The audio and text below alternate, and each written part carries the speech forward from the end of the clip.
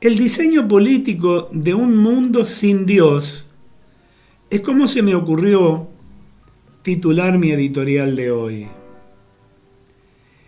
Porque aunque se invoquen las fuerzas del cielo, la realidad argentina es absolutamente terrenal. El concepto de diseño político de un mundo sin Dios generalmente se refiere a una sociedad secular donde la religión no tiene una influencia directa ni en la legislación, ni en la toma de decisiones de orden político. Sin embargo, existe una clase media que tarde o temprano será el factor de moderación y equilibrio. Esperemos que sea así y no de imposición de otro modo. Y ni las fuerzas del cielo podrán detener a esa clase media. Miren, los hermanos Milei, Javier y Karina, junto a Santiago Caputo, parecen reflejar en nuestra realidad política a los personajes de los hermanos Karamazov, de Dostoyevski, algo bastante conocido, casi todo lo hemos leído en el secundario ya.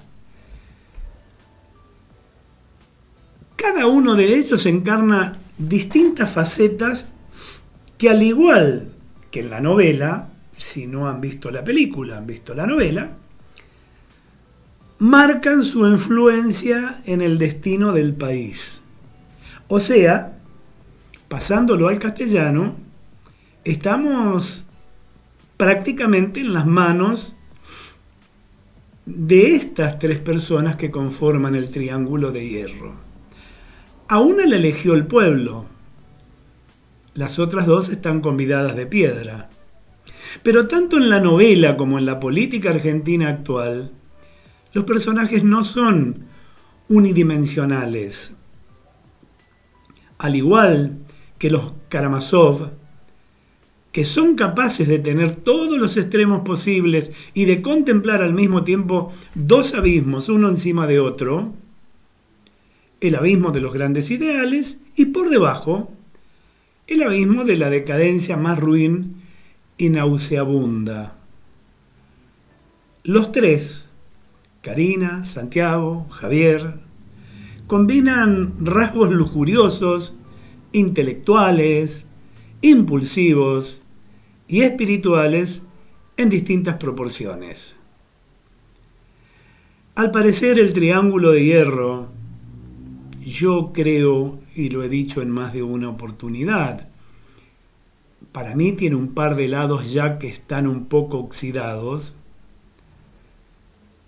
pero ese triángulo de hierro, al parecer, ha lanzado una nueva batalla del vamos por todos, una nueva versión del vamos por todo de Cristina, ¿recuerdan?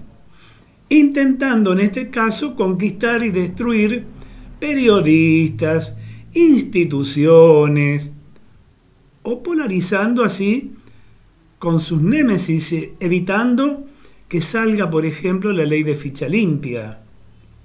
Muy lejos de lograr la integración de fuerzas que tanto necesita el país en estos momentos, más que nunca. Sin embargo, existe una clase media, por suerte. La clase media que está un poco herida, que está un poco renga, y lo de un poco capaz que sea demasiado generoso al decir apenas un poco. La clase media es una síntesis entre el capitalista y el obrero trabajador.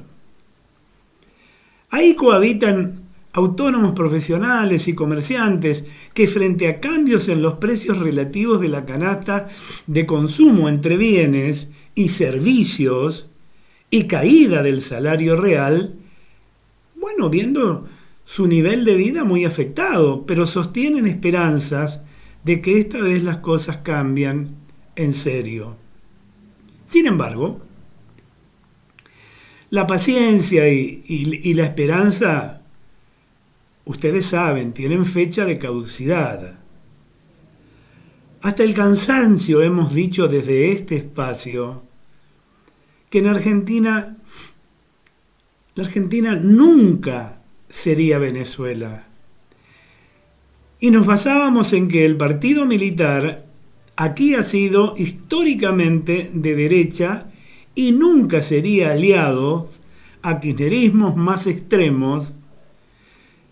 Existe un hilo conductor que nos lleva a pensar que Argentina no seguirá el camino ni de Chile o de Perú, modelos que quiere imponer la libertad avanza, y que su clase media, aunque en dificultades, persistirá, ya que ante el avance sobre ciertas pertenencias culturales, humanas, arraigadas en su génesis, ésta actuará de modo emocional, con inercia movimentista, algo que no existe ni en Chile ni en Perú, donde sus clases están totalmente segmentadas, claramente segmentadas, notoriamente segmentadas.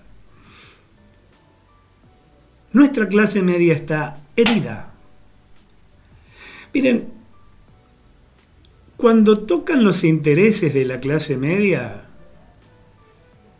esta se moviliza, esta sale a la calle, lo hemos visto, pacíficamente, pero hace oír el trueno del escarmiento.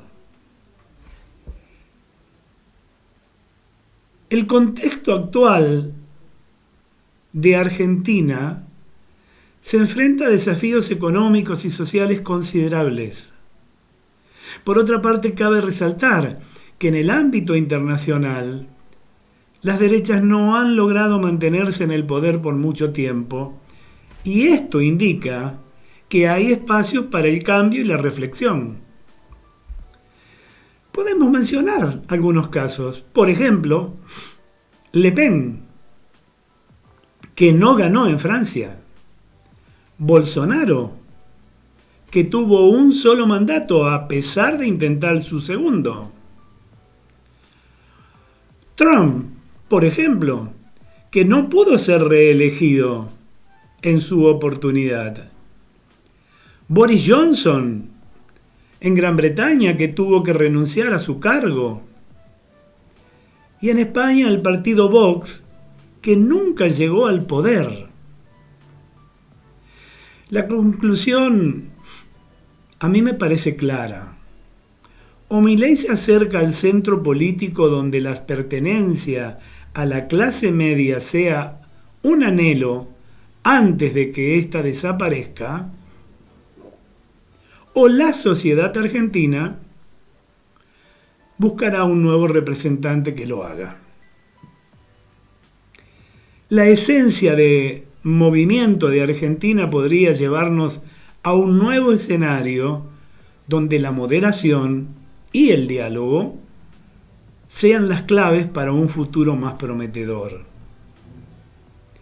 El gobierno deberá ofrecer alguna muestra que impacte pero positivamente en la ciudadanía. Hasta ahora son grandes cambios de orden demasiado técnicos que no bajan al bienestar general de la sociedad.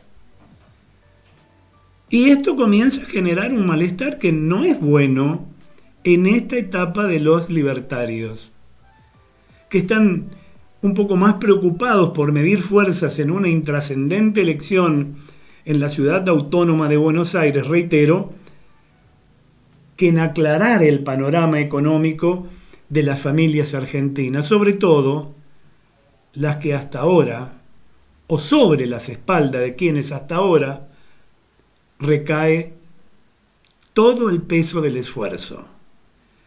Me parece que el Toto Caputo, ministro de Economía, que Javier Milei deberá escuchar un poco menos a Karina y a Santiago y ocuparse un poco más del ciudadano común.